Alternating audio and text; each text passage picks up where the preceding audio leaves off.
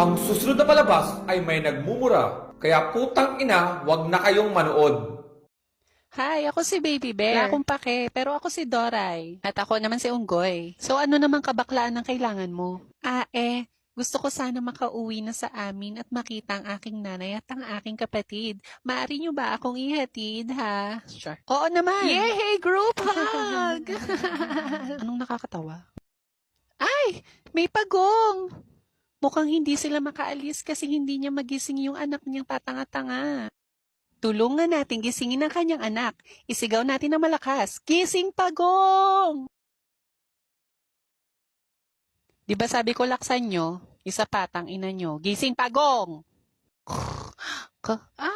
Ayan, nagising na ang puta. Tara na.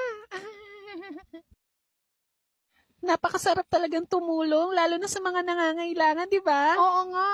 O bakit may pag-ikot, be? Yay!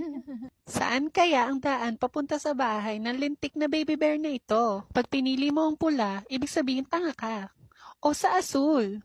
Saan kaya? Tut! Tama! Sa asul! Tara na, ihatid na natin ang mukhang unggoy na bear na ito. Oo nga, mas mukha pa siyang unggoy kesa sa akin. Ganon.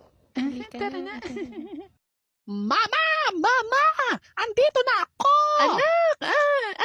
Napabuka ka na ako eh. Saan ba ikaw galing? Ma, nagdala ako ng kakainin natin mamaya sa dinner, oh. Hindi nila tayo naiintindihan kaya okay lang mag-usap tayo. Ay, mukhang malasa nga ang batang ito eh. Pati ang unggoy pwedeng adobohin. Bitch, what are you saying? Yeah, dude, what's up? Halika na, ma. Oh, siya, ihanda mo na ang talyasi at ako na magagayat. Oh my gosh, let's go.